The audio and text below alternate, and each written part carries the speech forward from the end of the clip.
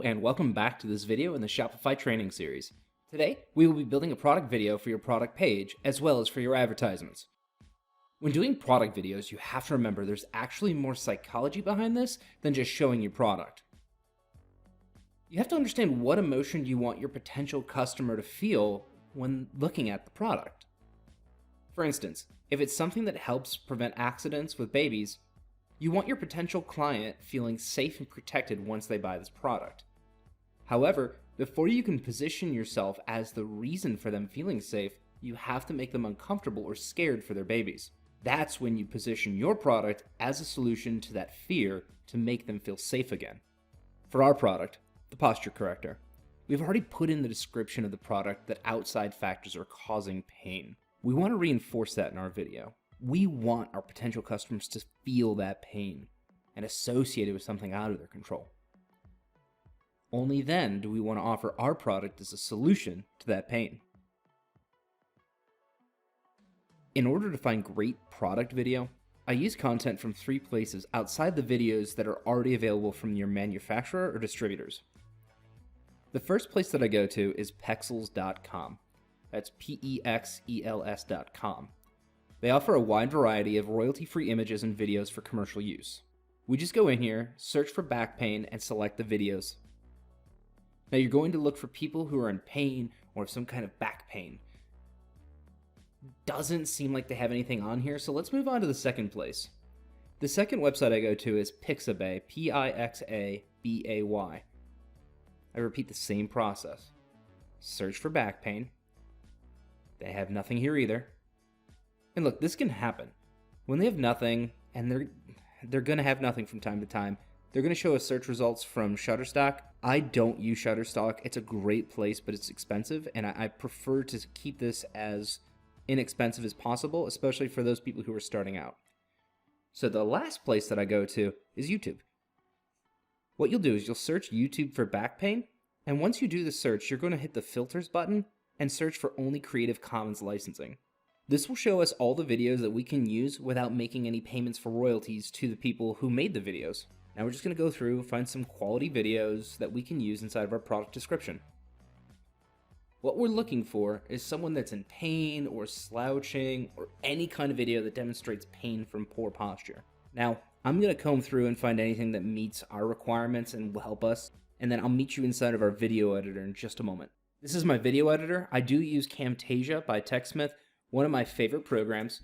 I bought it back in 2018 and never bothered to update the license, and it works pretty well for my needs. It was moderately priced. I got the student edition for $99. I think that was the price. I'm not sure if it is anymore. While this is a paid program, there are free ones available. When you're first starting out, I would suggest looking into them.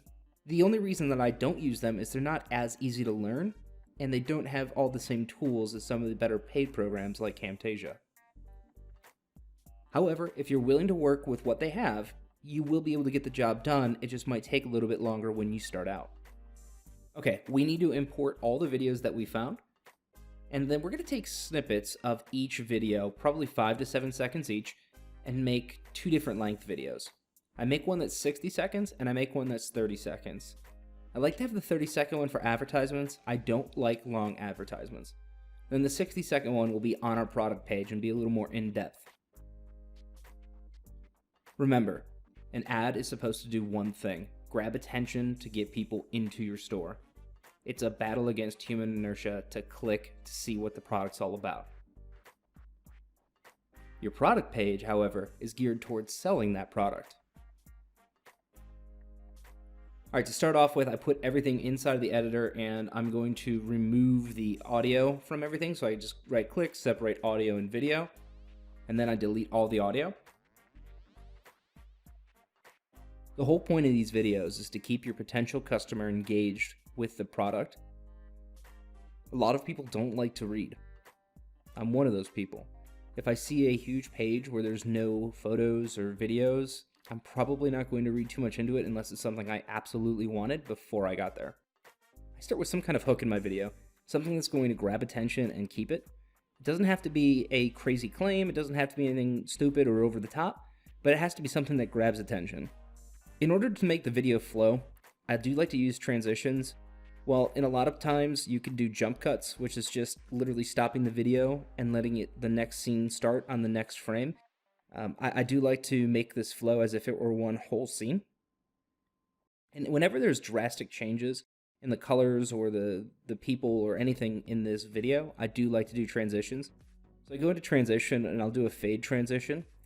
And then once I put it into the video, I do click on it, because if you don't, by default, it does have trimmed content. And that's the stuff that we got rid of before. So we don't want the trimmed content to show up in the video because it isn't beneficial to our video. All right, while I'm in the background making this video, I want to talk about the elements of a solid video advertisement. A good advertisement has one or more of the 3 E's: education, engagement, or entertainment. If you can get 2 or 3, that's perfect, but you need at least 1. People consume content that follow this pattern.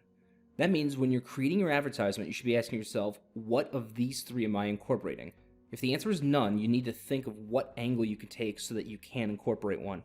Secondly, your advertisement should go after primitive human instincts. The 8 primal motivators of action are as follows. Number 1, survival. Number 2, enjoyment of food and beverage. Number 3, freedom from fear, pain, and danger. Number 4, sexual companionship. Number 5, comfortable living conditions. Number 6, to be superior, winning, keeping up with the Joneses. Number 7, care and protection of loved ones. Number 8, social approval. You don't have to commit these to memory. I'll be making a video soon about the psychology of advertising to make this more clear. For now, it's important that you follow these principles and find a way to incorporate one or more of these primal motivators into your work. Finally, stop trying to sell people in your advertisements. This is the biggest mistake that new advertisers make. Advertisements were designed to drive traffic. The wording you use in your advertisement should be specific to the type of traffic you want to receive. In no point in your advertisement should you attempt to close your prospect. Doing so lowers the efficacy of your advertisements and your advertising campaigns.